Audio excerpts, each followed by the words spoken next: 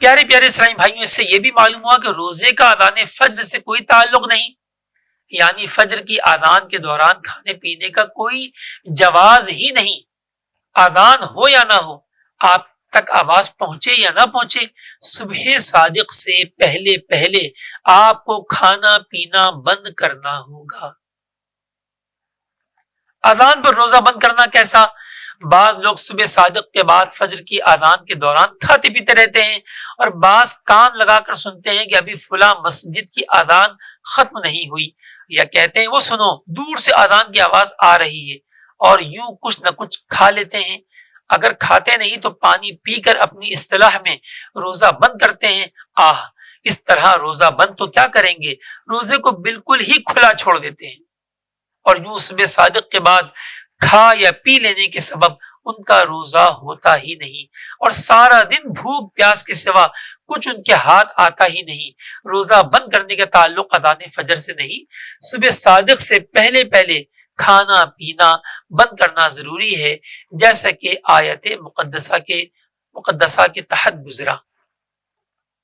تو پیارے محترم اسلامی بھائیوں، بہت نادان ہیں وہ لوگ جو اذان فجر کو سمجھتے ہیں کہ روزہ بند کرنا ہے تو اذان فجر جب ہوگی جب بند کریں گے، اور روزہ کھولنا ہے تو اذان مغرب کا بھی انتظار کرتے ہیں، ورنہ روزہ بھی نہیں کھولتے۔ تو یہ بتائیے، اگر آپ کافر ملک میں ہوں جہاں مساجد ہی نہ ہو تو پھر کیا کریں گے؟ کیا روزہ بندی نہیں کریں گے؟ یہ روزہ کھولیں گے نہیں؟ اچھا، اسلامی ملک ہے الحمدللہ، ہمارا لاکھوں مسجدیں ہیں، آرام سے اذانوں کی آواز آتی ہے، ایک نہیں ماشاءاللہ کئی اذانوں کی آواز ہم تک پہنچتی ہے، لیکن سفر میں تو ایسا ممکن ہے کہ ہم اذان نہ سن پائیں۔ مثلا ہم ٹرین میں ہیں، ٹرین جب رحیمر خان پہنچی تو ابھی غروب آفتاب نہیں ہوا تھا۔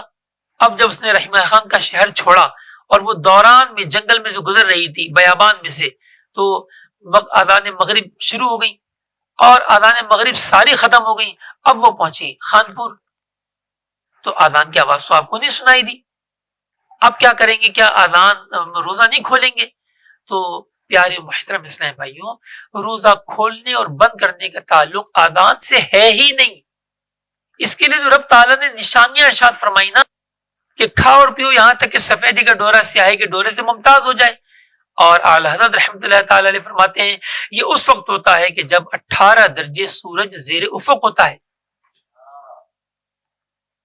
تو یہ نشانی بیان کر دی، اذان سے کوئی تعلق نہیں۔ اور رات آنے تک اپنے روزوں کو پورا کرو، تو یہاں پر بھی رات آنے پر روزے کا وقت ختم ہو جاتا ہے، اور جیسے ہی سورج غروب ہوتا ہے اس کے مکمل ٹکیا، تو اب بس دن نہ رہا، اب رات آ گئی۔